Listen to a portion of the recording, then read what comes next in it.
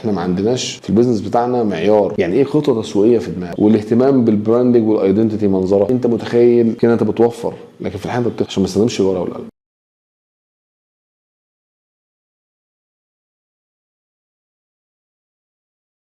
استخدم الورقه والقلم، ده اول حاجه. اقعد اكتب المشتريات بتاعتك ومشاكلها، اقعد اكتب المخازن بتاعتك ومشاكلها. احنا في ناس يا جماعه بتلعب في 20 مليون جنيه في الشهر ما عندهاش مخزن، ما عندهاش دوران بضاعه المخزون. هو ما يعرفش يعني ايه كوست اوف جود سولد، ما يعرفش يعني ايه تكلفه البضاعه المباعه، ما بيعرفش يقرا التقارير الماليه بتاعته. عنده محاسبين ما بيعملوش غير ان هم بيسجلوا ارقام ان فولو واوت فولو وداخل وخارج. الناس دي احنا عايشين معاهم وكلهم صحابنا، وانا ممكن اكون واحد منهم. يعني احنا كلنا، يعني خلينا نتكلم بصراحه، هي دي اللي عامله لنا مشكله، ان احنا عندنا هشاشه في عالم افكار الاداره واداره الاعمال. ان البيزنس طبعا متوسطه، طول ما انا لاممها خلاص هي شغاله. لا، الصح معاك فلوس، هات حد يمسك لك الماركتنج، هات حد يمسك لك الحسابات، هات حد يمسك لك المانجمنت بتاعتك ويبقى مدير شاطر وعنده خبره. ما عنديش، ومثلا انا فلوسي لو دفعتها للناس الكواليفايد دي مش هقدر احقق هامش ربح كويس. خلاص ابني الموديولات اللي تخلي المكان ده يعلى بالتدريج. مش من اول يوم هتجيب 100%،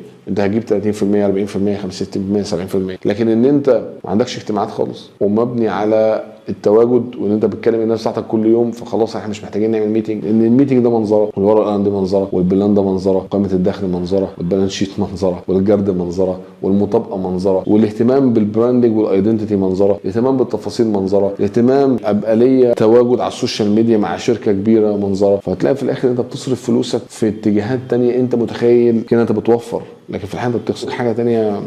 ممكن بقى تزعل الناس، بس هي ما بتدومش. الجمله دي مهمه جدا، هي ما بتدومش. العمليه ما بتدومش، ولا صحتك بتدوم، ولا كيان المشروع بيدوم، ولا الظروف الاقتصاديه كويسه بتدوم، ولا الظروف الوحشه بتدوم، ولا الناس اللي معاك الامينه بتدوم، ولا الناس الحراميه. هي دي ممكن يدوموا عشان هم بيسرقوا على طول.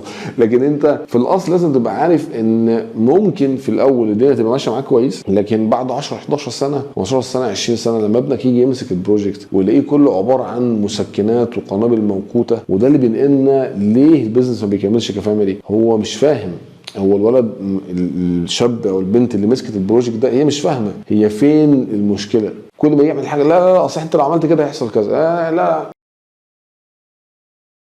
يعني هو جربها وتصوره هو. يعني انا مره شركه شغال معاها، صاحب الشركه ده عنده فرعين، فرع كبير جدا في منطقه وفرع تاني لسه فاتحه جديد. بقول له هو كام واحد بيخش لك في الفرع ده جديد؟ قال لي لا 80% من العملاء دول جداد. والجمله دي مهمه جدا، غياب المعيار. احنا ما عندناش في البيزنس بتاعنا معيار. قلت له حضرتك عرفت منين؟ قال لي انا بقول لك. قلت له طيب. عملنا خطوه كده وجبت حد مسؤول بس ان هو يستقبل الناس ويكتب حضرتك عرفتنا منين. اكتشفنا ان المكان ده مثلا بيخش له 200 واحد في اليوم، 198 واحد عارفين المكان من الفرع القديم، واثنين معديين بالصوت. طب ده يوم واحد؟ لا، على مدار شهر. فرحت لما قدمت الورق ده لصاحب الشركه قال لي والله ده صحيح. عارف ده معناه ايه؟ معناه ان الراجل ده صرف فلوسه في المكان ده وشطب وعمل على اساس ان المكان ده هيجيب له نيو كاستمر، وهو ما جابوش حد عشان ما استخدمش الورقه والقلم.